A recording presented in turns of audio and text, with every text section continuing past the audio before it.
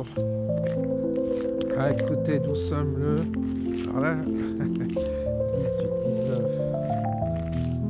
Lundi 18, mardi 19, mercredi 20, jeudi 21.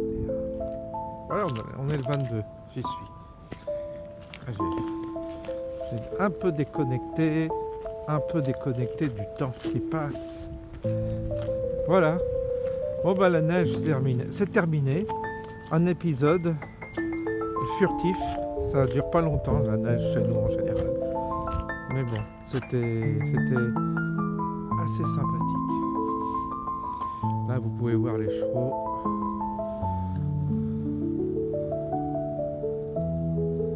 Tranquille. Un ciel quasiment bleu. Quasiment. Mais bon. Et le soleil qui va bientôt se coucher puisque on approche des 17h. Ouais, à 17h il fera nuit chez nous. Alors il s'en passe des choses en ce moment. Il s'en passe des choses. Entre la possibilité d'une guerre qui commence à arriver, ça y est, les médias mainstream s'y mettent. Tous, ça y est, ça parle de guerre, ça y est, c'est plus devenu, ce n'est plus une plaisanterie. Il y a un an, c'était hors de propos de parler de guerre, parce que c'était sûr que les Russes allaient plier, c'était sûr que on allait asphyxier la Russie, et puis puis Poutine c'est un fou, et puis nous on est bien, on est intelligent, on est toujours innocents, c'est les autres qui attaquent, mais nous, non, jamais, etc., etc. Enfin, tout le narratif, c'était il y a un an, puis quand on parlait de guerre, les gens, oh non, faut pas alimenter les peurs, oh, vous agitez les peurs, c'est pas bien, oh, vous parlez de la guerre, moi je le sens pas. Il y a des gens qui disent, moi je le sens pas. Ouais, c'est la ménagère de 50 ans, vous savez, qui donne son opinion sur une situation qui la dépasse complètement, mais elle la donne quand même. Elle dit, moi je ne le sens pas la guerre, je pense pas. Bon. Alors, évidemment que ces affaires nous dépassent, et quant à savoir s'il va y avoir la guerre ou pas, c'est normal de se poser la question. Il faut être vraiment, vraiment bête pour ne pas se la poser quand même, étant donné l'escalade des tensions qu'il y a actuellement. Alors soit c'est un énorme mensonge, soit tout est mensonge et tout est illusion. Je veux bien, mais je vais pas trop rentrer dans ce bins-là. Je vais pas trop rentrer dans cette hypothèse parce que ça nous emmènerait loin sur la notion de réalité. En tous les cas, on est bien là pour l'instant.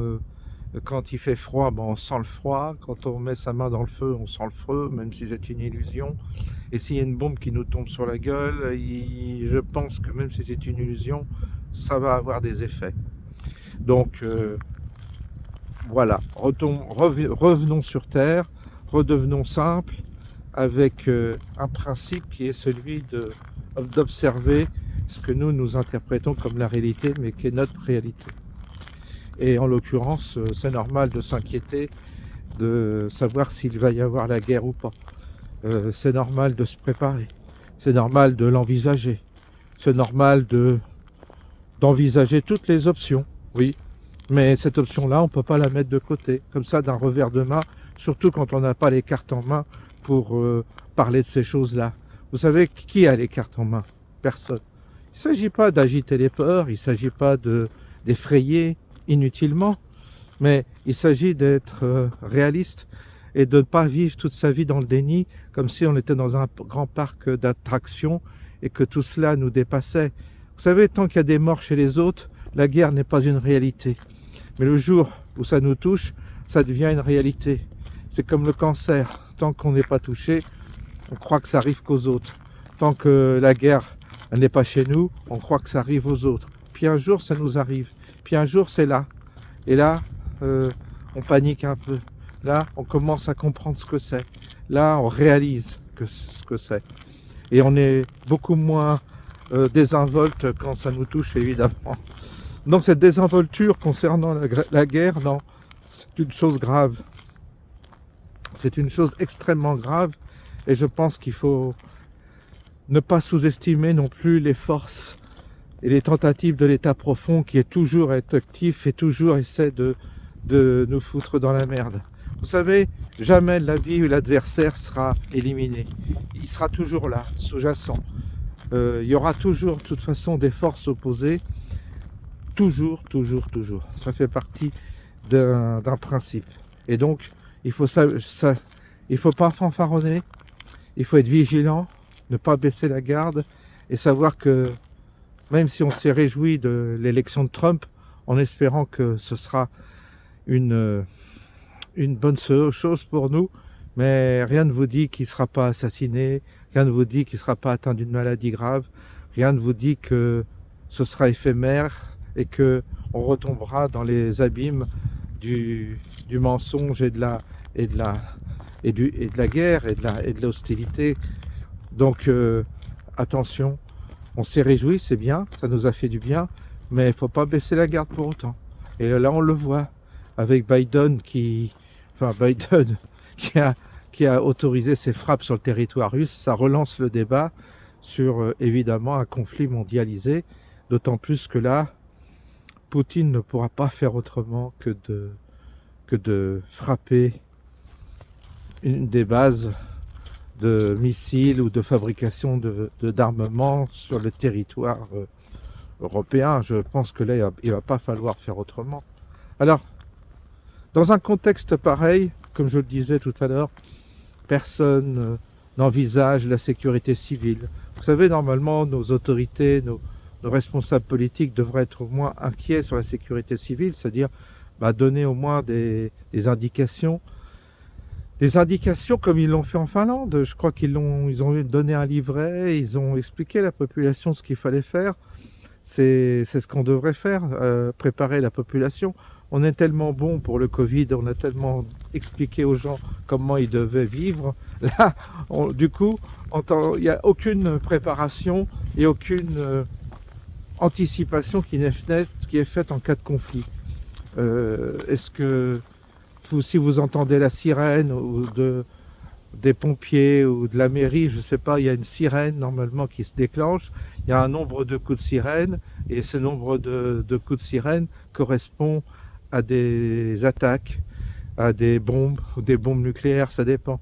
Ça, personne n'est au courant. C'est-à-dire qu'on donne même pas on ne donne même pas les informations minimales à la population pour qu'elle se protège, pour qu'elle prenne des dispositions, tout ça. C'est assez étonnant, assez étonnant. Alors soit on a affaire vraiment à des amateurs et des gens inconsistants qui risquent d'être l'option, je crois, la véritable option, ou soit on a affaire à des criminels. Mais je crois qu'ils sont plus incompétents que criminels. Et donc ils disent rien. Et on vous parle des 7 heures de plus à faire, et on vous distrait avec des sujets anecdotiques. Non pas que faire 7 heures pour rien, c'est anecdotique, parce que c'est un peu culotté de faire travailler les gens 7 heures de plus alors que vous avez la moitié de la France qui branle rien. Mais bon, ça, c'est aux actifs de voir s'ils sont prêts ou pas à se révolter, ou à toujours être les bénis oui du système et à se faire tondre. Ça, c'est le mouton qui décide, hein. Soit il continue à se faire tondre, soit il fait comme les gilets jaunes ont fait, il se révolte. Il n'y a pas de double, il n'y a pas de solution. Et donc, voilà où on en est aujourd'hui. Voilà où on en est. Donc, un peu une ambiance bizarre, une ambiance particulière, une ambiance très très tendue. Et chaque jour, quand vous vous réveillez le matin, vous dites bon il n'y a pas eu de bombe, c'est bien. Tous les jours, vous allez vous demander s'il n'y a pas eu une bombe qui est tombée en Europe. Parce que c'est l'article 5 qui sera peut-être déclenché si la Russie prend le risque de bombarder une des infrastructures en Europe. Et donc si l'article 5 est déclenché, ça veut dire que on va se retrouver évidemment avec on va se retrouver avec un déclenchement d'hostilité et une troisième guerre mondiale, hein. Donc mobilisation, économie de guerre, tout ça n'est pas rien. Tout ça n'est pas rien. Mais bon, pour l'instant, on laisse dormir les gens. Et je vois que là, les gens commencent à faire des achats de Noël. C'est bien, c'est gentil. Mais je sais pas, il me semble que ce serait bien quand même d'avoir une forme de clarté qui devrait être faite sur la situation géopolitique. Puis on a les inévitables clowns de LCI, BFM. Sur CNews, il y a encore des interventions justes. Dieu merci, il n'y a plus que CNews, mais c'est pour ça qu'ils veulent supprimer la chaîne. Il y a encore des interventions. Un petit coup d'œil sur la campagne, puisqu'on peut changer.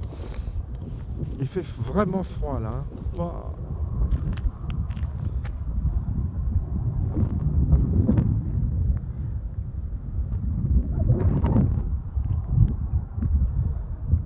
On va se rentrer parce qu'il fait frisquet. On n'a pas envie de s'éterniser. Je me suis quand même obligé à sortir. Les couleurs sont belles.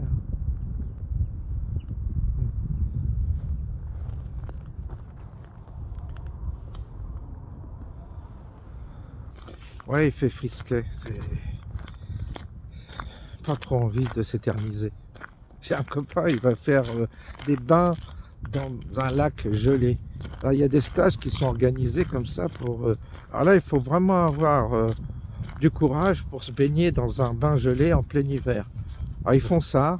Il y en a qui supportent, comme certains qui prennent des douches froides, etc. Là, j'en suis incapable. Alors là, ce serait terrifiant pour moi. Il y en a qui font ça. C'est bizarre. Voilà. Bah écoutez. On va se quitter. Je vous souhaite une bonne soirée. Et puis on se retrouve. On se dit à bientôt.